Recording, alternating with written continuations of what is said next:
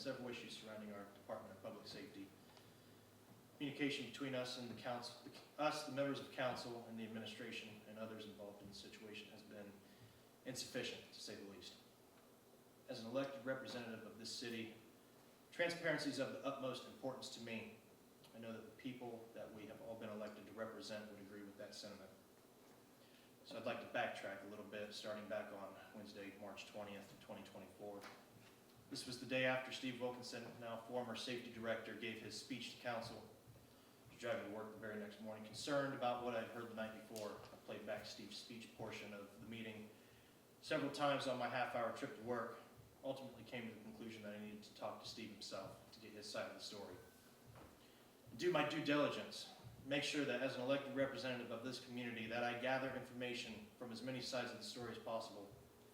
So through a friend of a friend, I was able to get a hold of Steve, and later that afternoon we had a lengthy phone conversation where he presented me with information dating back to October 2023, when he started as a reserve officer for the city of Circleville. This is when he started to observe things within the department that were not being done correctly and were downright unacceptable, such as improper firearm training, communication issues with superiors, and much more. That afternoon, I decided to put in a few records requests at the police department pertaining to personnel files, discipline records, and information about active investigations within the police department. 2 days later, on Friday, March 22nd, I was contacted by the law director and told that her office was very busy and that my records requests were at the bottom of their list, so I would get them when they had time to get to them. Here we are almost 2 weeks later. Those requested documents which I need to make an educated decision on how to vote on these issues when presented. I've yet to receive those documents 2 weeks later. Here's the most frustrating part about this entire situation. Since our last council meeting, we've received very little information about these issues. Most of the information I've gathered on these issues have been from my friends at the Scioto Post, the Circleville Herald, Scioto Valley Guardian, ABC 6, 10 TV, Fox 28, NBC 4, and the Dispatch. On top of having to rely on local news to get my information about the city that I was elected to serve, several of the records that I requested, I was able to find on NBC 4 just last week. Meanwhile, still not receiving them.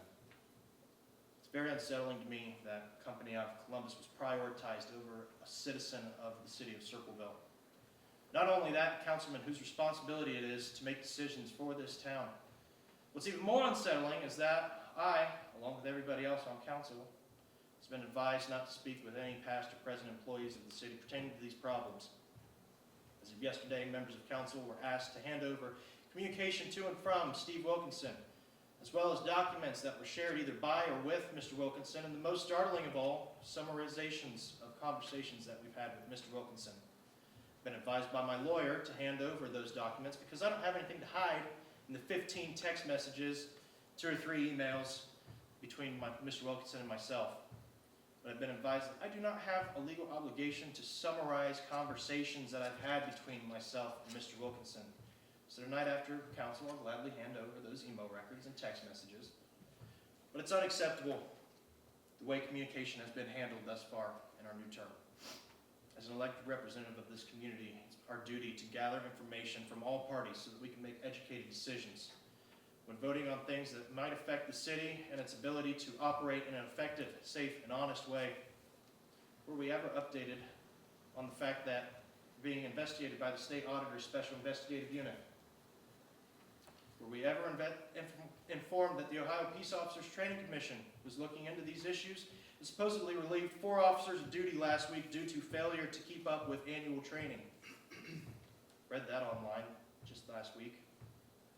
I can tell you that I wasn't informed of these things by anybody. I'm starting to wonder what else is being kept from us.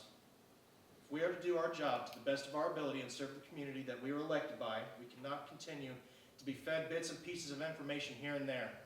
Transparency has got to be at the top of our list. I feel as though there's been very little of it. Thank you, Mr. President.